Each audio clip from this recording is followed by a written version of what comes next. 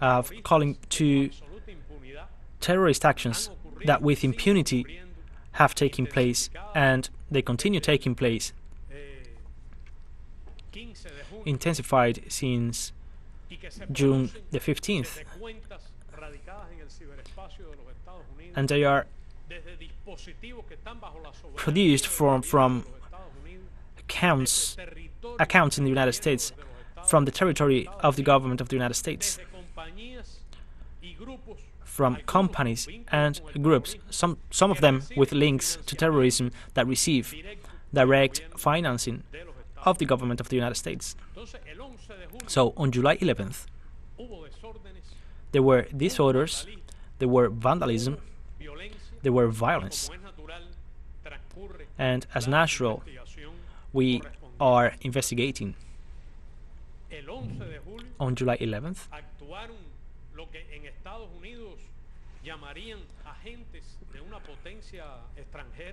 in what the United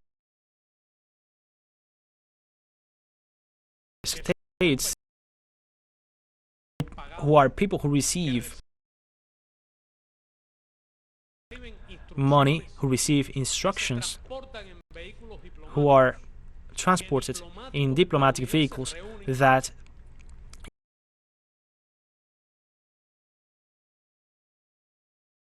U.S. diplomats gathered together, that they visit the diplomatic houses, and that they are called to act against the constitutional order and the Cuban law. And on July 11th, taking advantage of the conditions I have described, the tensions I have described, there were also disturbances with presence of criminal elements, with criminal antecedents, people linked with elements of marginality that our people rejects. And it has always been tried to manipulate people to generate affect the lives of everyone. This operation that uses millionaire resources and technological platforms with funds of the government of the United States was strengthened after June the 15th. Therefore, I accuse the government of the United States responsible of the consequences if they continue with that policy of choking our country, of inciting migration flows, irregular migration flows between both countries, or the permanent incitation of some senator of Florida to use naval forces, or even to use naval forces near to our territorial limits. And I warn the government of the United States that its conduct, irresponsible conduct, could have serious consequences that damage the natural interest of both countries. Here you see on June the 15th, we saw the tag S.O.S Cuba in New York, and they used agents paid by the government of the United States committing illegal acts in Cuba, physically there in front of the headquarters of the United Nations. And they used this tag to try to obstacle the pronouncement of the General Assembly of the United Nations against the blockade.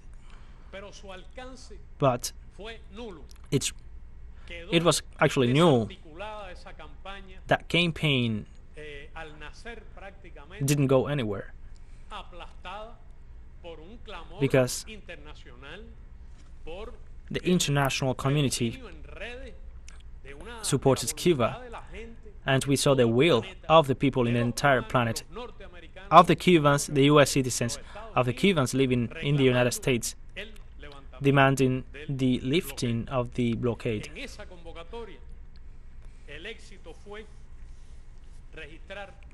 The success of that summon was 29 people in Facebook. The summon to protest in the United Nations, and this tag of this slogan used in the social networks, the hashtag, was carried out by a U.S. company registered in Florida that received the certificate of validity by the State Department of Florida. You will remember those who followed the electoral fraud of 2000 in Florida, the occupation of the electoral councils, the role played by the State Department of Florida at that moment. Therefore, I accuse the Republican government of Florida of being implicated and of being financing these processes. Here you have the copy of that certificate that coincidentally took place on June 15th, 2021, given by the Division of Corporations of the Department of State of Florida. The same day, they obtained the certification to receive funds of the state. That same day, that same company launched the tag S.O.S Cuba. Its division of corporations was accredited formally.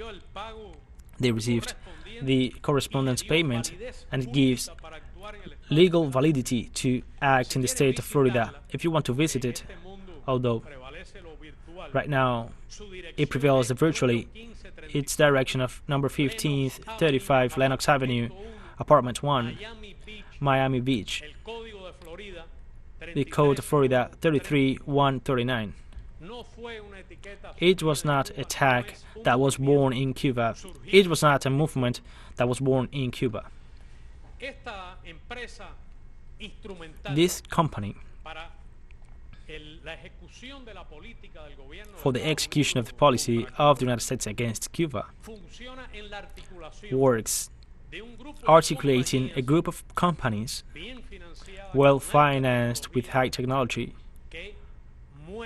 that moves finances, supports from a technological point of view, supports of a laboratory point of view, of sociologist, psychologist point of view, communication. A limited group, but an influential group in Florida. And in the virtual world, the digital networks, some media that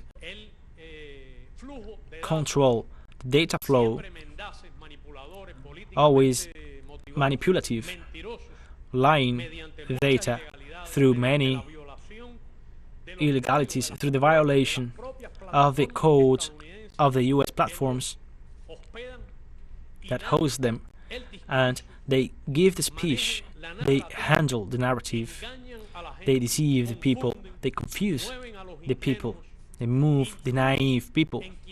They have an influence in those without the capacity of confirming the information or obtaining independent information. They take advantage of the youth. They take advantage of the emotional empathy with which the people have access to the social networks. And that small group of media, which was articulated in a significant manner in a campaign of President Donald Trump in Florida, some of those were important operators in the failed purpose of the Republicans of moving the Cuban vote in Florida to their favor. They receive federal and state funds, and they handle the discourse in the social networks against our country. They foster violence, disorder, and subversion.